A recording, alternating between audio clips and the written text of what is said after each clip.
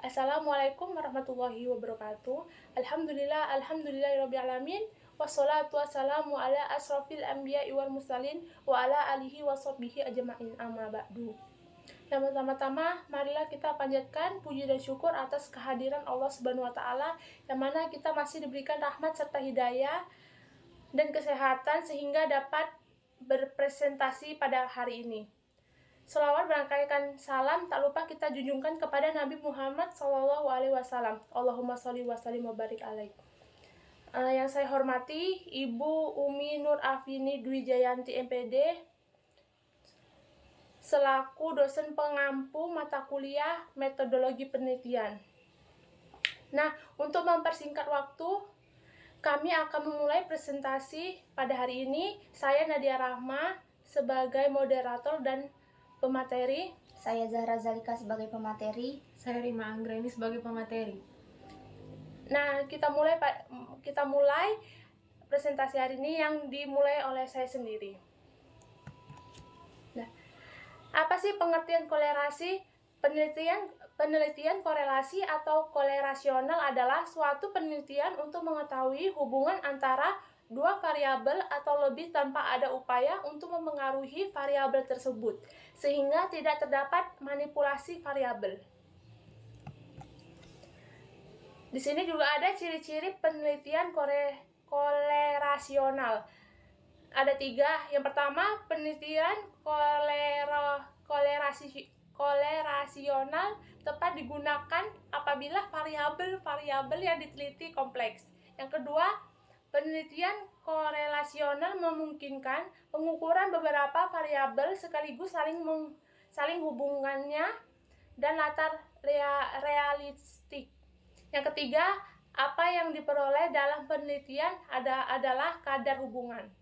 Nah, selanjutnya akan dibahas oleh Rima Anggraini. Macam-macam penelitian kolerasional. Macam-macam penelitian kolerasional ada 3, yaitu penelitian hubungan, penelitian prediktif, dan kolerasi multivariat. 1. Penelitian hubungan. Penelitian hubungan atau kolerasi sederhana seringkali disebut dengan kolerasi. Digunakan untuk menyelidiki hubungan antara hasil. Kita tidak bisa dipungkiri bahwa kebenaran adalah suatu hal yang sangat dibutuhkan oleh manusia. Namun, untuk menemukan tinggi rendahnya kebenaran itu sangat sulit. Pengukuran terhadap dua variabel yang berbeda dalam waktu yang bersamaan.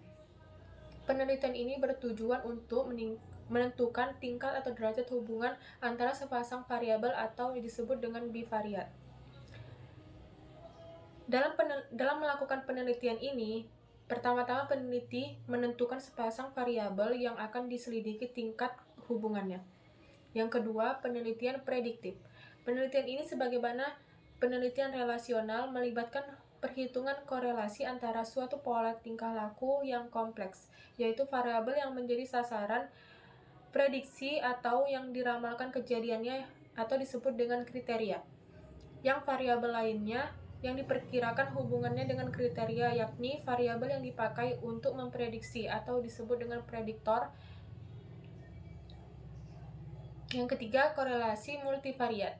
Teknik untuk mengukur dan menyelidiki tingkat hubungan antara kombinasi dari 3 variabel atau lebih disebut dengan teknik korelasi multivariat. Ada beberapa teknik yang dapat digunakan. 2 di antaranya yang akan dibahas di sini adalah regresi ganda dan multiple regression dan korelasi kanonik. Regresi ganda adalah memprediksi suatu fenomena yang kompleks hanya dengan menggunakan satu faktor atau variabel prediktor, seringkali hanya memberikan hasil yang kurang akurat. Yang selanjutnya saya akan membahas tentang desain dasar penelitian kolerasional. Penelitian korelasional melibatkan perhitungan korelasi antara variabel yang kompleks atau disebut dengan variabel kriteria dengan variabel yang lain yang dianggap mempunyai hubungan variabel prediktor. Ada beberapa desain dasar penelitian korelasi antara lain yaitu 1. Penentuan masalah, 2. Peninjauan masalah atau studi kepustakaan, yang ketiga merancang penelitian sesuai rumusan masalah. Penentuan masalah yaitu Dewey dalam Samsudin dan Vismaya menyatakan masalah dalam penelitian merupakan kesenjangan antara yang diharapkan dengan kenyataan yang ada atau sesuatu yang dijadikan target yang telah ditetapkan oleh peneliti, tetapi target tersebut tidak tercapai. Muri Yusuf mengemukakan beberapa kriteria yang dapat digunakan dalam memilih masalah penelitian, antara lain: 1. Masalah yang akan diteliti jelas dan tidak meragukan. Yang kedua, masalah yang diteliti hendaklah berarti baik bagi diri pribadi, institusi masyarakat, maupun pengembangan ilmu pengetahuan. Yang ketiga, masalah yang diteliti hendaklah berada dalam batas kemampuan dan jangkauan peneliti. Yang kedua, peninjauan masalah dan studi kepustakaan. Kegiatan penelitian yang penting adalah studi kepustakaan yang menjadi dasar pijakan untuk memperoleh landasan teori, kerangka pikir, dan penentuan dugaan sementara sehingga peneliti dapat dimengerti, mengalokasikan, mengorganisasikan, dan menggunakan variasi pustaka dalam bidangnya. Yang ketiga, merancang penelitian sesuai rumusan masalah. Rancangan penelitian merupakan tahapan di mana peneliti menentukan subjek penelitian yang akan dipilih dan menentukan cara pengolahan datanya. Subjek yang dilibatkan dalam penelitian ini harus dapat diukur dalam variabel-variabel yang fokus penelitian. Selanjutnya, materi selanjutnya akan dibahas oleh Zahra Zalika. Selanjutnya ada penentuan sampel. Penentuan sampel secara sederhana dapat dikatakan sebagai sebagian dari populasi yang dipilih oleh seseorang peneliti yang mewakili populasi tersebut.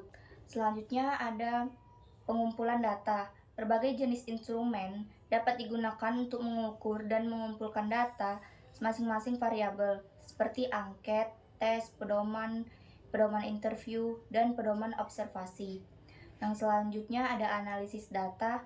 Pada dasarnya, analisis dalam penelitian ini korelasional dilakukan dengan cara mengkorelasikan hasil pengukuran suatu variabel dengan hasil pengukuran variabel lain. Yang terakhir ada menyusun laporan. Laporan termasuk di dalamnya simpulan yang berisi tentang hasil analisis deskripsi dan pembahasan tentang hal yang diteliti dengan menggunakan bahasa yang mudah dipahami pembaca secara ringkas. Adapun kelebihan penelitian korelasional yaitu kemampuannya untuk menyelidiki hubungan antara beberapa variabel secara bersama-sama. Dan penelitian korelasional juga dapat memberikan informasi tentang derajat atau kekuatan hubungan antara variabel-variabel yang diteliti. Adapun kelemahan penelitian korelasional yaitu hasilnya cuma mengidentifikasi apa sejalan dengan apa, tidak mesti menunjukkan saling hubungan yang bersifat kausal. Jika dibandingkan dengan penelitian eksperimental, penelitian korelasional itu kurang tertib atau ketat karena kurang melakukan kontrol terhadap variabel-variabel bebas. Selanjutnya saya kembalikan kepada moderator. Baiklah, sekian presentasi dari kelompok kami. Wassalamualaikum warahmatullahi wabarakatuh.